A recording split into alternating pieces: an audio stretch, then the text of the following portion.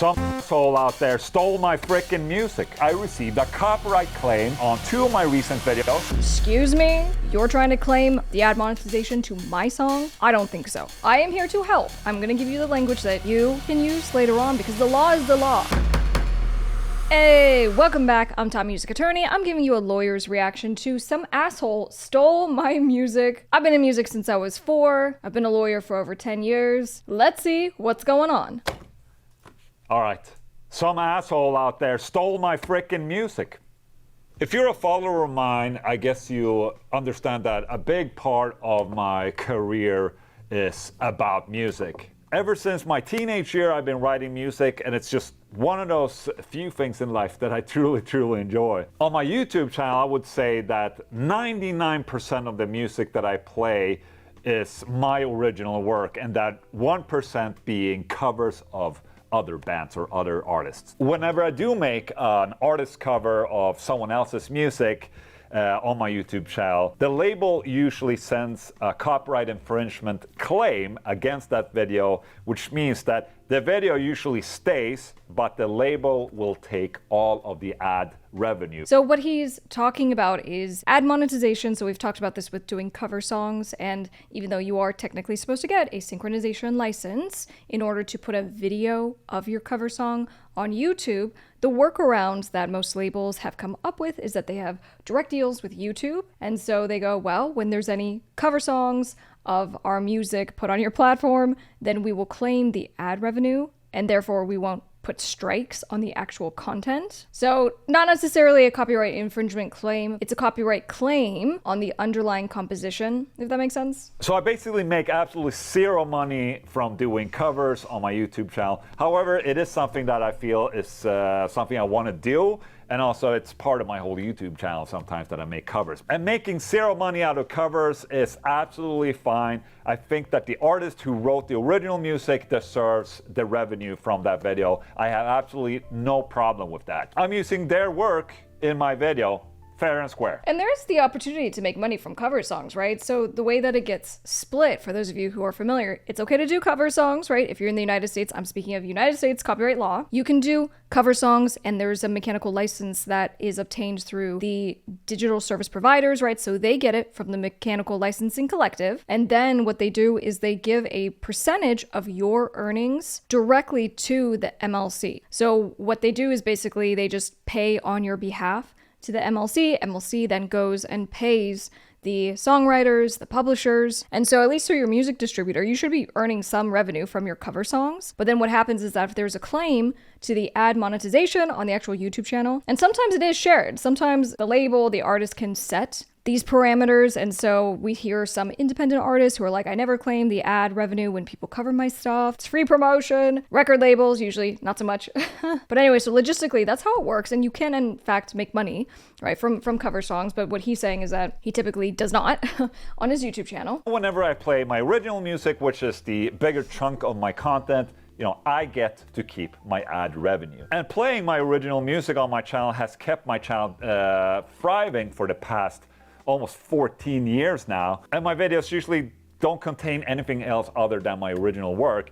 And, you know, I'm not saying that ad revenue is what keeps me alive, but it is a very big part of what keeps me alive. Well, the other day I received a copyright claim on 2 of my recent videos where I'm playing my song Cringy AF from my album Star Singer that was released in 2021. And the claim looks like this. It says, "Hi Ola Englund, copyrighted content has been detected in your video. This is gonna piss a lot of people off," which was the video where I played my own song Cringy AF. "The visibility of your video is not impacted, but you can no longer monetize it. The copyright owner is now either monetizing it or receiving analytics about it. This is not a copyright strike and does not affect your channel." So it's not a copyright strike. Copyright strikes means that your video gets taken down and you get a warning, basically. But as of right now, this is a claim that will take the monetization for the video and give it to the claimant. Yeah, and look, I mean, the biggest upside for artists doing cover songs and the way that labels are doing deals directly with YouTube is that there's not these strikes anymore, because you get a strike, 3 strikes, you're out. So meaning your channel can get, and usually is, deleted. And so it's really scary for us, YouTube content creators, when there are strikes by people who make false copyright claims, maybe don't understand copyright law, and so, based on their misunderstanding, file copyright claims. But anyway, his point is this is not a strike. This is just YouTube letting him know that someone else is monetizing his video. And it says here, content used. Looks like Merlin. Some Chinese lettering, YB, content owner, Merlin, Eway Music, 10 cent. That's like, that Chinese brand that owns every game thing. 10 cent Music Entertainment Group, impact on video not monetized. So meaning that I'm not getting any ad revenue from the video. Now, when you get a claim like this, there's a couple of things you can do. You can leave the video as it is. If you're fine with the restriction on the video, this is usually what I would do if I upload a cover, for instance, which means that the claimant will take the money and eventually it gets distributed to the artist. That's what I hope, at least. The second option is to edit out the segment by trimming, muting, or replacing the copyright content with the YouTube video editor. That means that you can mute the section, mute the music, but that just leaves me like this, The third option is to submit a dispute to the content owner if you have the rights to the content, and the fourth option is to re-upload a video, removing that section altogether. Now, obviously, I file a dispute with this claim right here, saying that, this is a fraudulent claim. This is not their music. This is my music. I own the rights to it. So I do that through the YouTube app, and then whoever made this claim after that has 30 days to respond to my dispute. And at least the last time that I did this, I don't remember if it was for myself or a client, but I just remember seeing that there's an escalation option, specifically when it is a copyright infringement claim. So you file what's called a counter notification because it's a DMCA copyright infringement claim. And so you file a counter, which is basically the appeal, right? So we're saying, no, that's not right. So I remember seeing that there was an option to either file it normally, so it goes through the normal process. There'll be this delay of 30 days, but then there was an option to expedite it, but they were like, hey, if you expedite it and we don't rule in your favor, there will be a copyright strike put on your channel. So I'm like, wow, that's punishing. And then also the issue just being that my understanding is that those who are reviewing the copyright counter notifications are not necessarily lawyers, and so mistakes can be made. That's all I'm saying. A Music Attorney is your #1 legal resource for artists, producers, and record labels. Get contract templates, one-on-one legal advice, free master classes, and everything you need for your music business. Go to topmusicattorney.com. Of the claim. And if they wanted to, they can wait 30 days and basically hold my ad revenue hostage throughout this time, because no one's getting paid in this time frame, let's say. Potential ad revenue that's being made throughout this time will be on hold, basically, until it's decided who has the right. For content creators out there, for example, if I ever do reaction videos and it has, let's say, someone else's song in the video, right? This might happen just on uploading it into the channel. And so from a business standpoint, we have to make the decision whether we want to file the dispute, right? And then wait until there's a determination, because most of the time we overcome with some of the language I'm going to show you. I'm going to teach you how to do this for yourself, okay? This is really good language. We cite to law. So we typically will overcome the issue, but that means you have to wait. So if you have an awesome video and it's like time sensitive, if you don't just move forward, if you decide to actually try to dispute it and try to get the monetization reclaimed as yourself, you gotta just think through these things on what makes the most sense. Anyways, I got a response a couple days later, so I didn't have to wait 30 days, which is good. But they're still saying that their claim is valid. They have decided that their copyright claim is still valid. 10 Cent Music Entertainment Group has decided that their copyright, that's funny. The claimant decided that their claim is valid, all right? Why this can happen, the copyright owner might disagree with your dispute.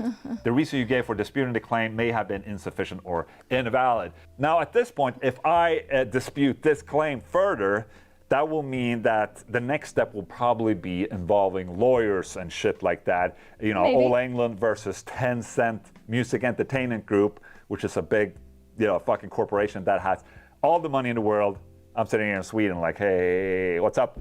I need my $30 for my video, So how? No, but here's the thing. Don't talk down on yourself. I am here to help. I'm going to give you the language that you and anybody else watching this can use later on, because the law is the law. It doesn't matter who you are. If you're a lawyer filing this, language or not, you have the right to defend yourself. So for example, if there's a fair use claim, which is a lot of what we do here on this channel, right? So we have fair use to react to other people's content that might be copyrighted if we're providing education, right? We are transforming the nature of the work in order to bring an educational point to improve the world of science and creativity altogether. Now, on this, we go, all right, so we're looking at this. I'm like, you did the cover song, right? Technically, under US law, you're supposed to get a sync license. Did you? I don't know the answer to that. So we also look at like how hard we want to go on disputing something. So we take that all with, a grain of salt. How could this happen? Like, how can someone just claim my music? I mean, my music is out on all the streaming platforms since, 2021. How can this happen? Well, and actually, wait, let's back up 2 seconds. So sorry. So I'm watching this in real time, and I don't know if I just misspoke, so I'm just going to say this right now. I was talking about a cover song, but I think what he said was that this is an original song. He just said he does some cover songs. Let me clarify, if this is his original song, then this is a totally different analysis. The analysis then is, excuse me, you're trying to claim the ad monetization to my song? I don't think so. And now we're gonna go pretty hard on it. But let's make sure we're clear on what's happening here. So I started looking this up. Okay, YB. I'll search that on Spotify, and I found this. Okay, it is an artist profile on Spotify. Let's check.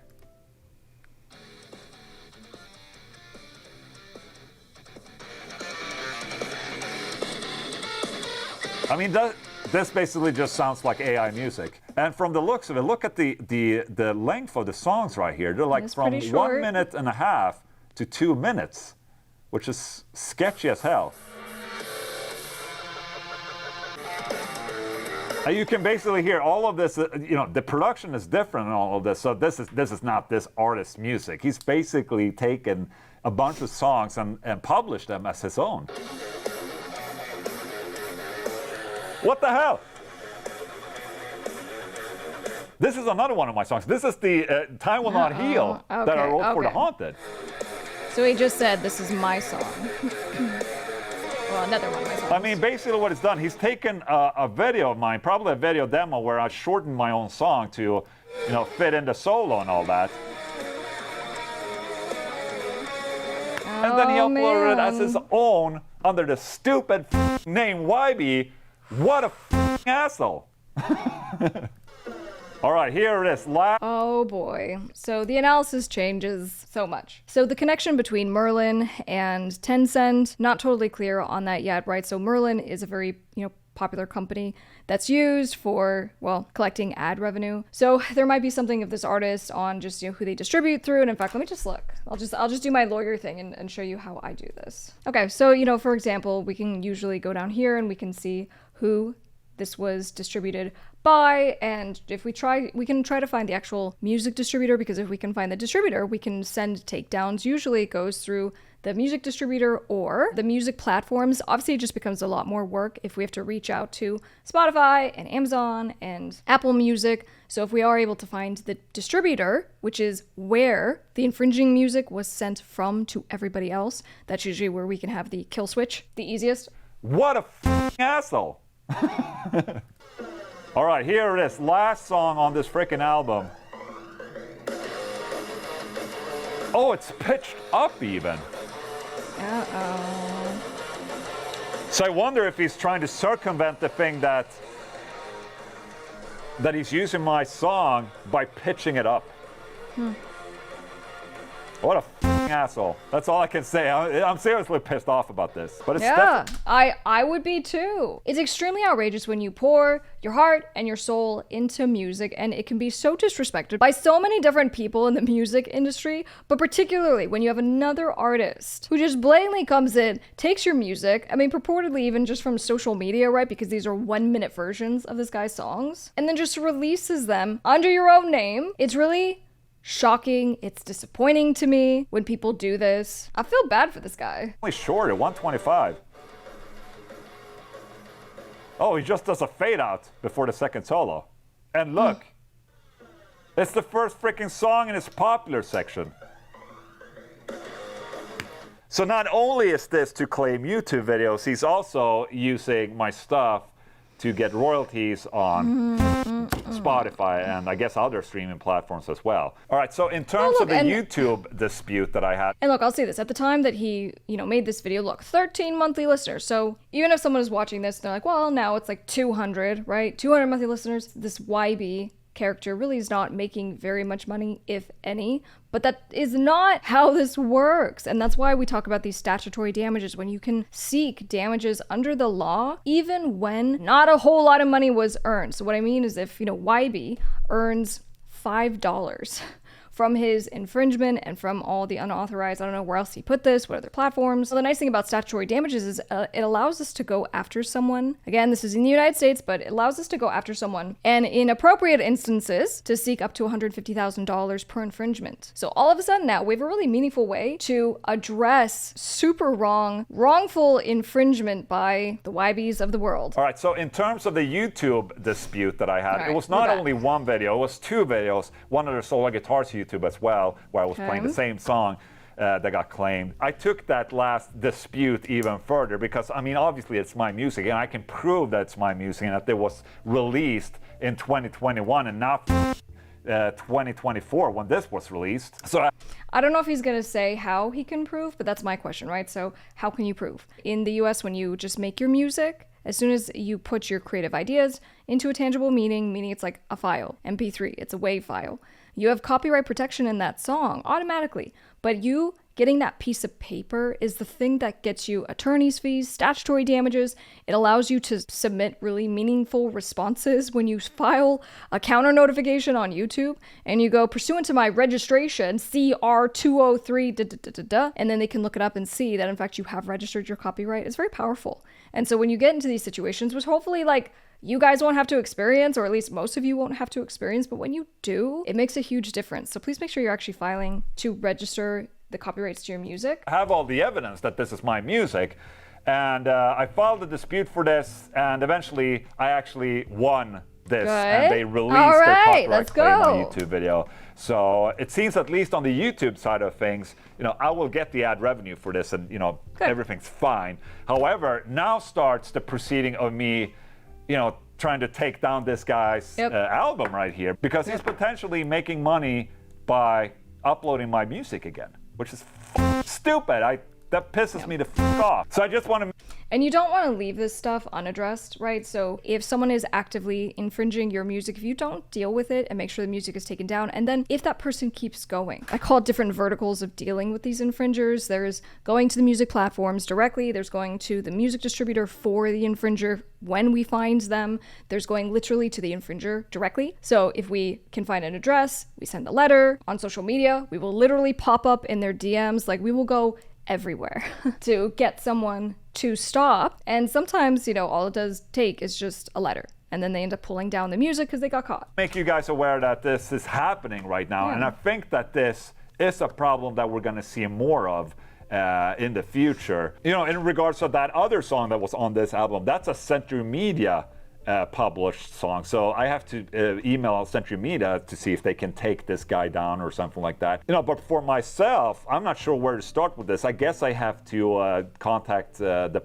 digital publishing that I'm using to see if they can take down this. But then again, it's like 10 cents and it's a Chinese artist. They don't give a shit about this in China. So for an artist, well, there's other players here, and in fact, let me look. I think I saw on his YouTube video he put an update. Okay, so this is an update he put 5 days ago. Edit. So I've reported the song to the publishing site of Tencent. So let's see what happens next. It might get taken down, but I'm not keeping my hopes up. Okay, I'm gonna give you something to help you. So just hold tight. Thanks for understanding, guys. I just wanted to make you guys aware that this is some bullshit happening in the background that you might not necessarily hear much about.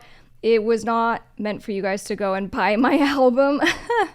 Well, let's support him. Why not? I just wanted to raise awareness. Yeah, and I'm so glad that he did. And, this video is getting traction, obviously got my attention. So let's see what we can do to help. Okay, so if you remembered on the Spotify, I showed you that if you go in and it looks like it is in Chinese, and so the translation is Rhythm Music International Collection, Pure Music, and then the copyright notice says Chinese Cultural Licensing Agency Company Limited. So yes, I think that providing notice to Merlin, we saw Merlin, we also saw Tencent Music Entertainment Group. So when we're dealing with international companies, usually there's a US presence if the company is big enough. But one of the quickest ways to deal with this is to send a DMCA takedown specifically to Spotify. And here's the thing.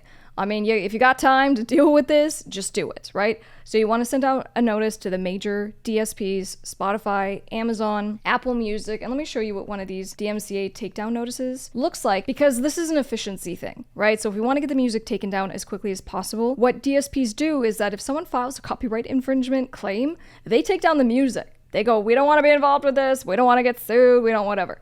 And so they force the person who uploaded the music to prove that they own it. And so it's a pretty efficient way to get this dealt with. Again, even if you're not in the US, you can utilize the US system in order to kind of deal with this. And obviously, if you end up getting, an attorney in the US, they can just act on your behalf, but you really can do this yourself. All right, guys, so look, this is a DMCA takedown notice just by way of example. Now, this is obviously on my law firm letterhead, but you can just send this as yourself. Open a Word document, put the date, who are you sending this to? If you're an international person, that's fine. You can just have the email. That's fine. If you do have a physical address, if you can send it via US mail, great, do that. But email is sufficient. The title, DMCA takedown notice to whom it may concern.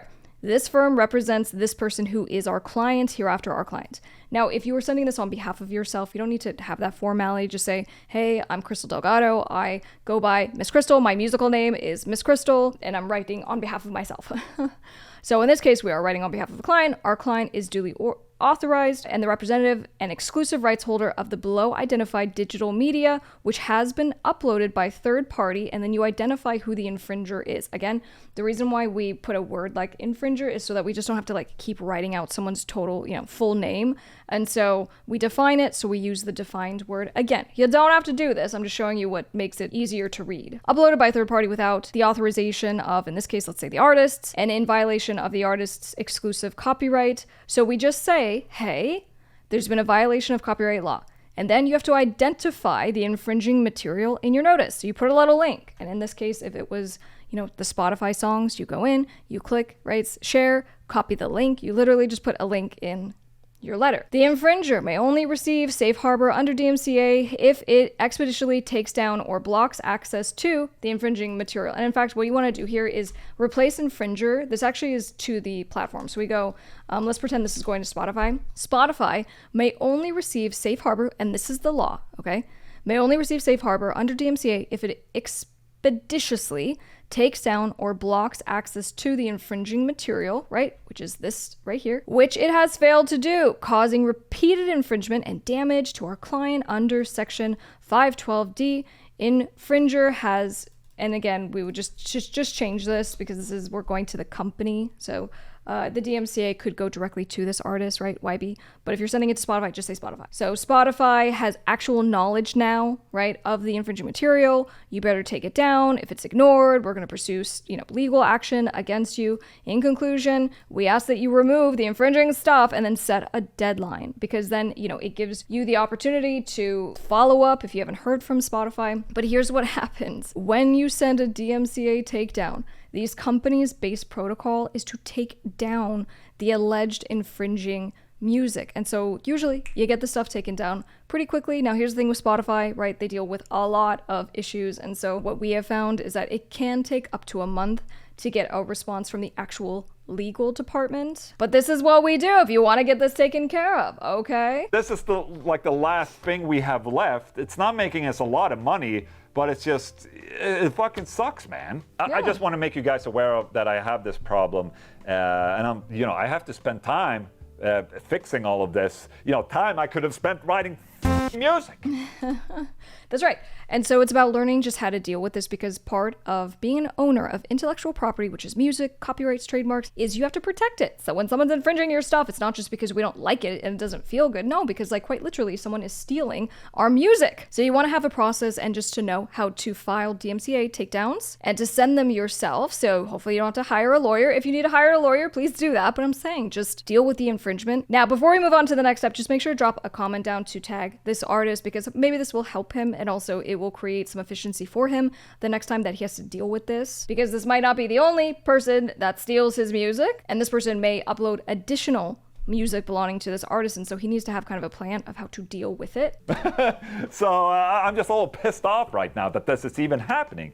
But maybe if I'm lucky, I can make a little bit of ad revenue from this video. All right, thank you so much. Okay, so here's something real quick that I just drafted literally right now, just to show you how you would file a counter notification through YouTube directly. So if you own the music, you would say something like this: I, Crystal Delgado, am writing to formally dispute the content ID, or, if there's a name of the thing, on the notification that you received. So let's pretend, it's the content ID.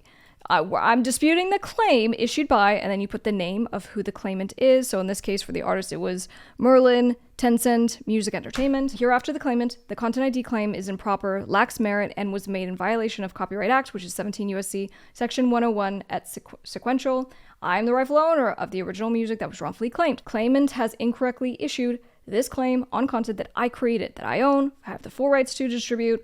So contrary to the assertions, and so just go and explain. So take a screenshot of this, all right? But here at the end, we go, please note, as any continued action based on this erroneous claim could be construed as a violation of my rights under the DMCA, I reserve all rights and to pursue all legal remedies. So look, just a couple little things like citing to specific statutes and things like that can be really helpful. So as someone who does this professionally, I just wanted to see if I could help. These are the ways that we quite literally deal with this. We reach out to the infringer, we file a counter notification through YouTube, and we will also reach out to whoever is in control of the music, which would be the DSPs, it will be the music distributors. So really, we just start firing them out. And whichever way we kind of deal with it the fastest, great. And so you can definitely self-help. Anyway, so if you need help with your music business, your career, and all things legal, feel free to reach out. I have a music business course, Become Your Own Record Label, where I take you through the logistics, contracts, trademarks, copyrights, music marketing, and all the things that I have learned over many, many years with my own music career. I'll see you guys on the next one. I'm Top Music Attorney.